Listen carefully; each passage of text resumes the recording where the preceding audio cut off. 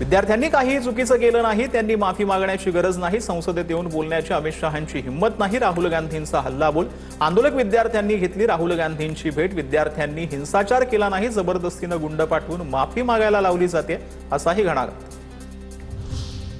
CJP आंदोलनादरम्यान पोलिसांची गाडी अडवणारी रिया अहिर, राहुल गांधींसोबत 30 विद्यार्थ्यांना बेकायदेशीरपणे ताब्यात घेण्यापासून मी वाचवल्यानंतरही माझी हॅरेसमेंट, 10 दिवसांपासून तक्रार करूनही एफआयआरची अद्याप नोंद नाही, रिया अहिरांचा आरोप।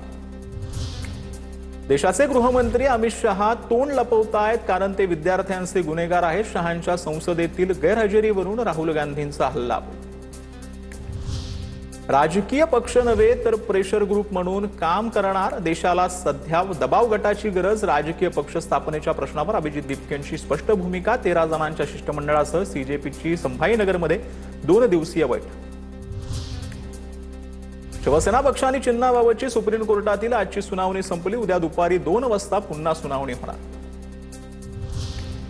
एकनाथ शिंदेंसोबत गेलेल्या सर्व आमदारांना अपात्र करा, पक्षाच्या स्ट्रक्चरमध्ये विधिमंडळ पक्ष हा मोठा नाही, लोकशाहीत व्हीपला महत्त्व, तो नाकारल्यास कारवाई। ठाकरेंचे वकील कपिल सिब्बल यांचा कोर्टात युक्तिवाद। शिवसेना पक्षाने चिन्ह शिंदेंकडे बेकायदेशीरपणे सोपवले, घटनेच्या 10व्या सूचीनुसार प्रत्येक कृती बेकायदेशीर, शिंदेंच्या शिवसेनेचे सर्व आमदार अपात्र होतील, संजय राऊतांचा दावा। तर आम्ही जे काही केलं ते कायद्यानं केलं, राहुल शेवाळेंची प्रतिक्रिया। वाल्मिक कराडला बीड कारागृहात हलवा, खासदार सुप्रिया सुळेंची मुख्यमंत्री फडणवीसांकडे मागणी, जेलमध्ये कराडला सुविधा मिळत असल्याचा आरोप।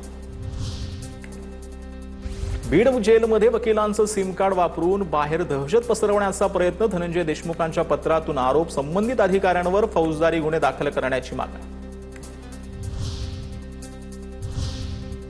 तर गुंगी गुडिया या टीकेवरून जे आहे ते काँग्रेस विरुद्ध अजित पवारांची राष्ट्रवादी, हा संघर्ष महाराष्ट्राला पाहायला मिळालेला आहे। या प्रकरणामध्ये आज नक्की काय घडले त्या संदर्भातल्या टॉप 9 बातम्या पाहूया।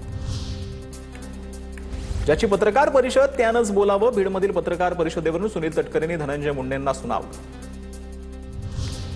सुनेत्रा पवारांची माफी मागा, अन्यथा गाड्या आणि तोंड एकाच वेळी फोडू, राष्ट्रवादीचे आमदार सुनील शेळकेंचा धमकीवजा इशारा।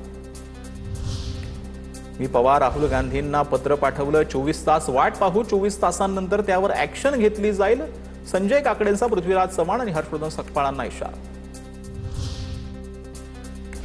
दिलगिरी व्यक्त करून विषय संपत नाही, काँग्रेसच्या पोस्टचा निषेध, गुंगी गुडिया वादावरून सुनील तटकरे आक्रमक, सुनेत्रा पवार पत्रकारांशी बोलतात, फुकटचा सल्ला नको, तटकरेंचा राऊतांवर पलटवार।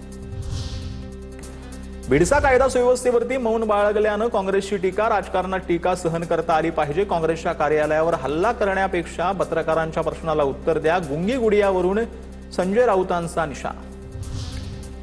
काँग्रेसच्या गुंगी गुडिया पोस्टनंतर राज्यभरात राष्ट्रवादी काँग्रेस आक्रमक, मुंबईसह बारामती, नाशिक, नागपूर, सोलापूर, नांदेडमध्ये राष्ट्रवादीच्या कार्यकर्त्यांचं आंदोलन, हर्षवर्धन सकपाळांच्या माफीनाम्यासाठी जोरदार निदर्शनं, पोलिसांकडून काही कार्यकर्त्यांची धरपकड।